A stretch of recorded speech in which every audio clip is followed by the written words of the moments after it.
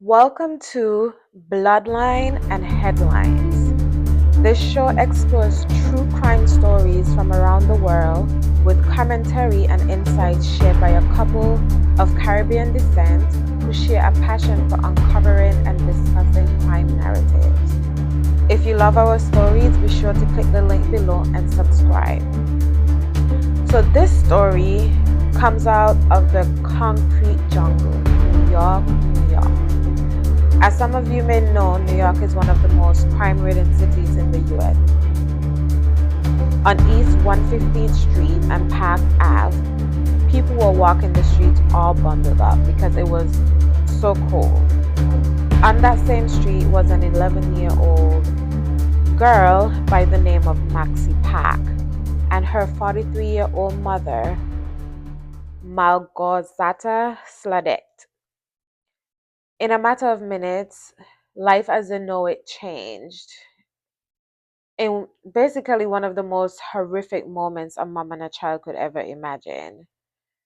Maxie was basically slashed in the left side of her head behind her ears with a box cutter that left a 7-inch gash.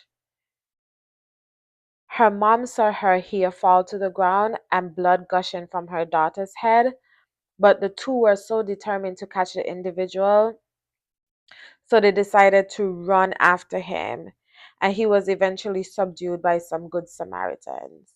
But could you believe someone would do something like this to a little girl? What would prompt someone to just walk up to her and slash her with a knife?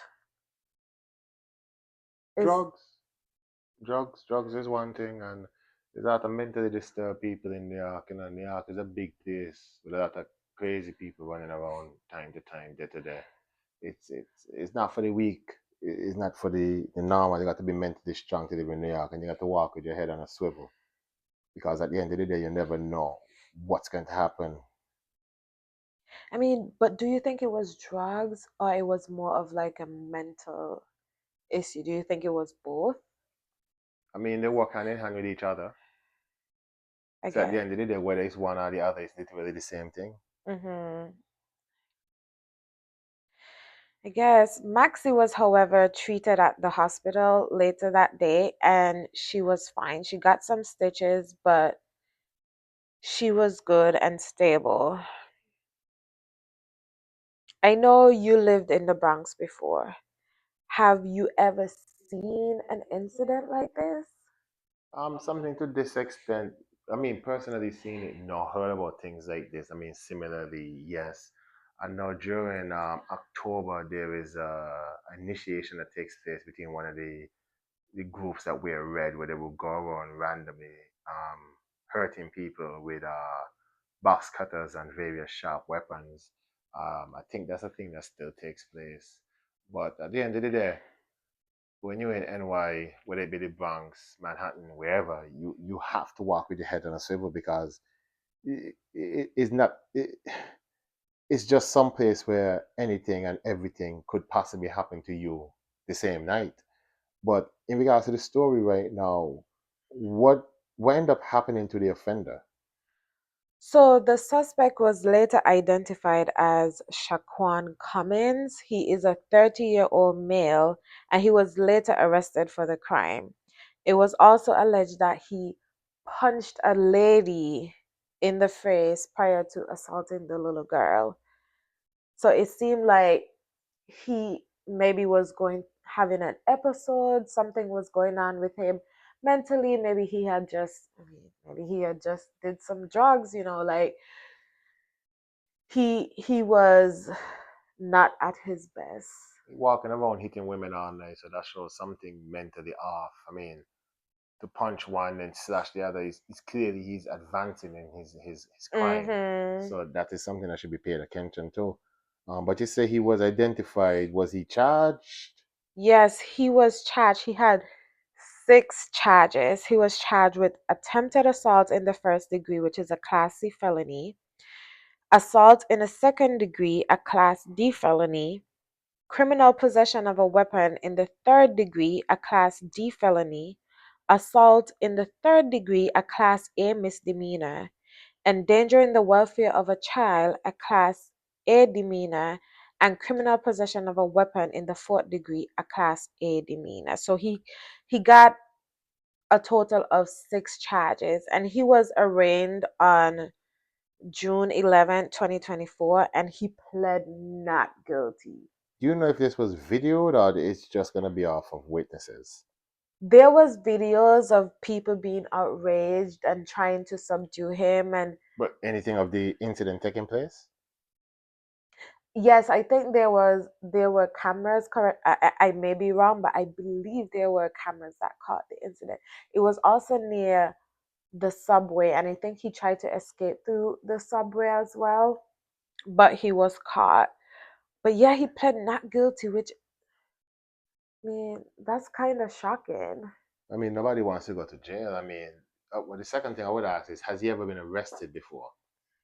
Yes, he has had multiple arrests based on a post from the New York based on an article from the New York Post.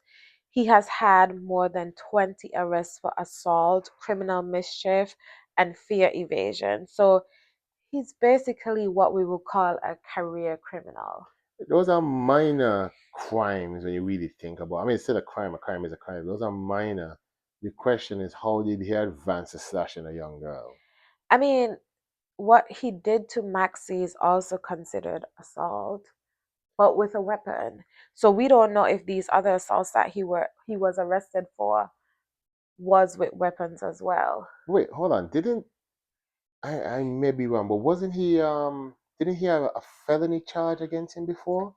Yes, I also saw that he's been convicted twice for violent felony crimes, Okay, yeah, so he's done this. including Okay. 2019 for a first degree attempted assault, and has 5 misdemeanor convictions according to prosecutors.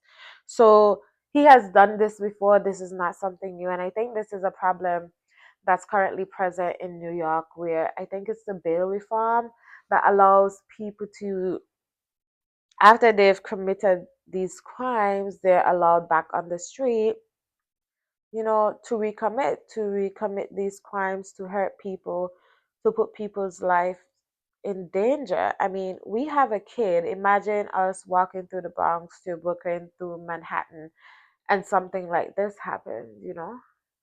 Yeah, New York is definitely a place that the criminals feel safe. But the thing that still shocks me is he pled not guilty. Like, what was his thought process? Because he was caught on the scene. The individuals, Maxie and her mom, ran after him, and they were assisted by the police and other residents who were able to catch him.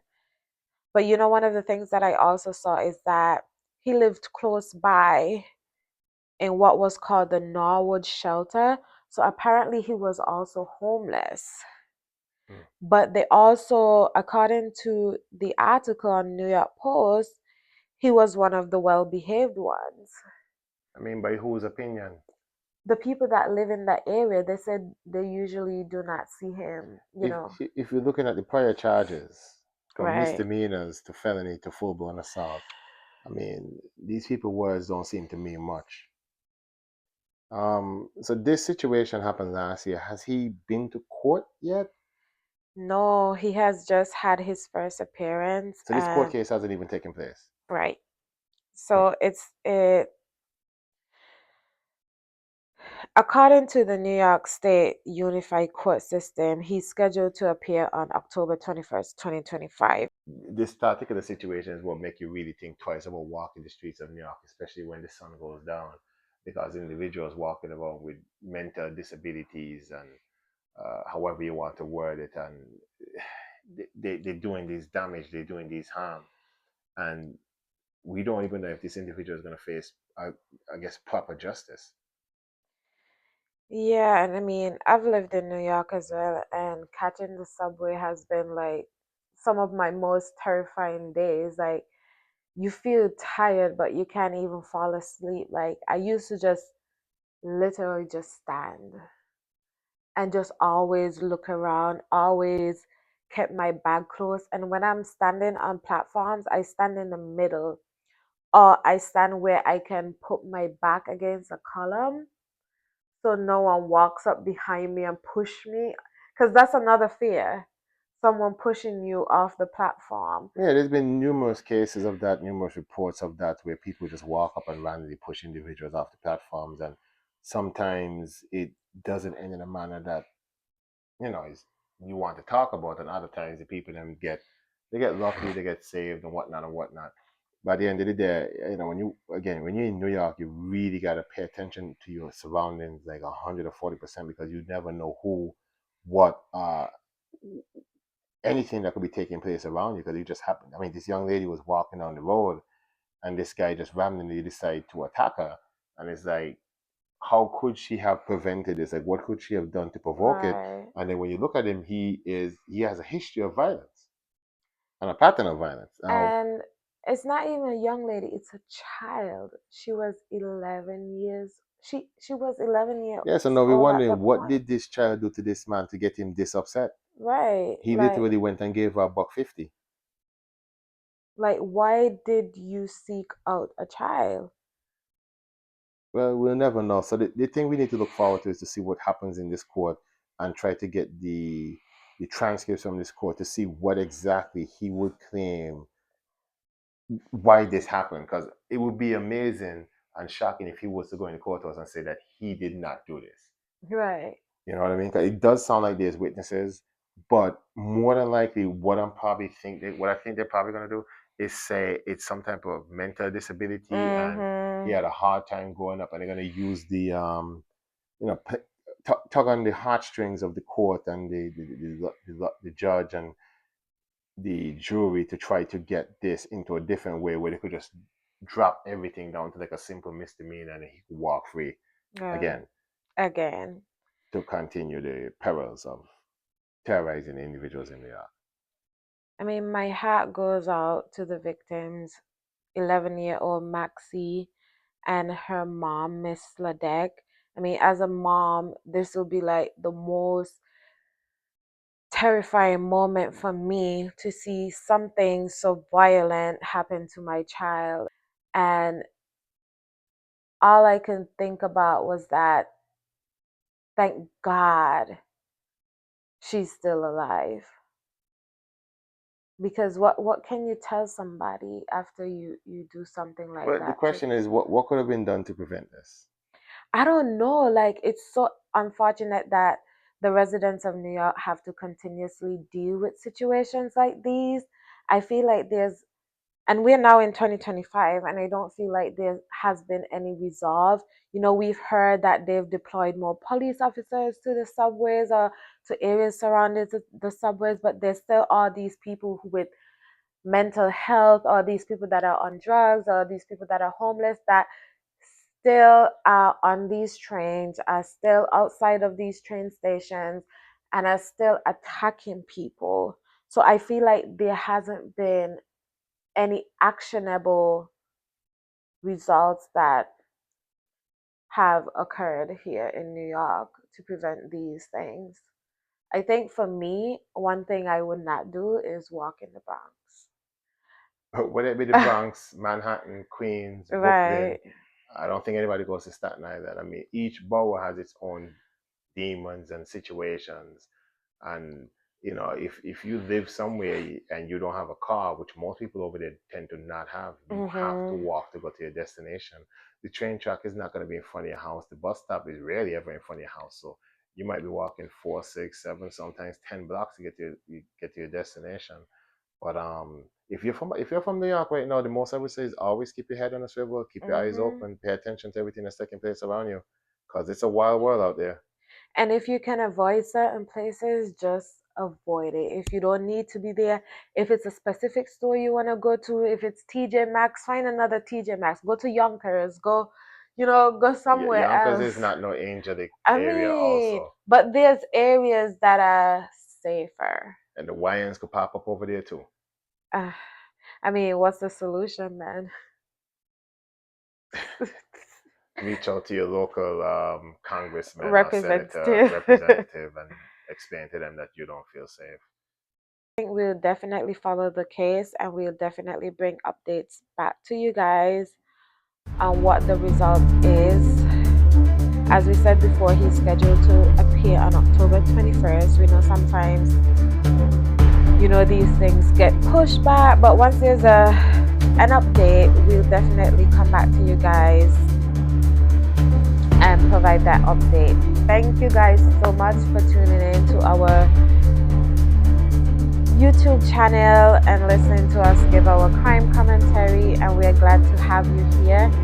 Make sure to support us, to click subscribe, and thank you again and have a wonderful day.